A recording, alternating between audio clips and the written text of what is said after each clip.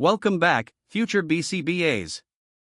Today, we are tackling Task B.6 in the BCBA 6th edition test content outline, defining and providing examples of positive and negative punishment contingencies.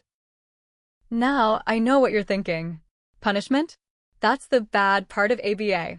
But put your scientist goggles on for a second. We're still in Domain B, Concepts and Principles, which makes up 14% of your exam. That's about 24 questions total. To pass, you have to understand punishment just as well as reinforcement, even if we use it much less frequently in practice. Exactly. In our science, the word punishment isn't a moral judgment or a way to get even, it's a functional description. It only means one thing: the consequence results in a decrease in the future frequency of that behavior. If the behavior doesn't go down next time, you didn't technically punish it, no matter how much trouble you think the person is in. Right. It's like when my mom used to yell at me for not cleaning my room. I'd just roll my eyes and keep playing video games. The yelling was loud and meant to be aversive, sure, but it didn't decrease my not cleaning behavior. Since the frequency didn't drop, it wasn't punishment. It was just noise. Precisely. So let's break down the math of punishment, just like we did with reinforcement. We'll start with positive punishment. Remember, positive in behavior analysis always means addition. You're adding an aversive stimulus as the consequence to an undesirable behavior. The goal is to make that behavior stop or happen less often in the future. Our sources give a very relatable grown-up example of this. Imagine you break the rules at work or behave in an unprofessional manner. The consequence from your supervisor? Being assigned extra training. Ouch! As someone currently studying for a massive exam, extra training sounds like the ultimate aversive stimulus.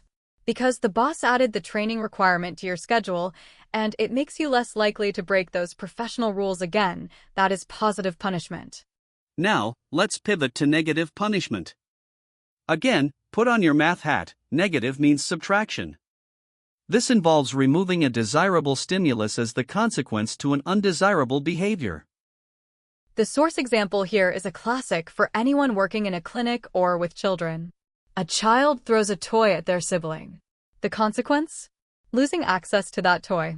Let's look at the function. The toy was available in the environment. The behavior occurred. The toy was then subtracted from the environment. If the child is now less likely to throw toys at people, you've successfully implemented negative punishment. This is where the exam loves to trip people up. They'll describe a timeout and ask which contingency it is. Since you are removing the person from a reinforcing environment, it's usually negative punishment. Another example is response cost, like a speeding ticket where the government subtracts money from your bank account to decrease your speeding behavior. Now, we have to talk about the elephant in the room, the unwanted effects of punishment. This is actually covered in Domain H, but it's vital for understanding the risks here. The sources warn us that punishment can induce higher rates of client aggression. It can also backfire because the person delivering the punishment might actually be modeling inappropriate behavior. If a teacher yells to get a kid to stop yelling, they're just showing the kid a louder way to yell. And here's a sneaky one for the supervisors listening: punishment can be negatively reinforcing for the person delivering it.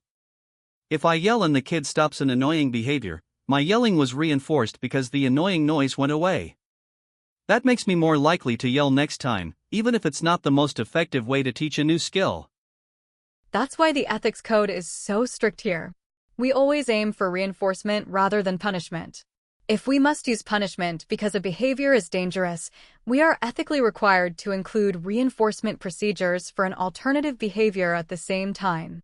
We never just beat down a behavior without giving the client a good way to get what they need. It's often called the fair pair rule. If you use a procedure to decrease an inappropriate behavior, you must use one to increase a functional, adaptive behavior in its place. You can't just leave a behavioral vacuum. So, for the 175 scored questions on the big day, keep your grid simple. If you master that grid, you've got a huge chunk of Domain B in the bag. If you want to practice distinguishing these in tricky scenarios, like the difference between a penalty and an extinction procedure, head over to www.bcbamockexam.com. Study hard, everyone. Don't let the exam punish your confidence. See ya next time. Bye.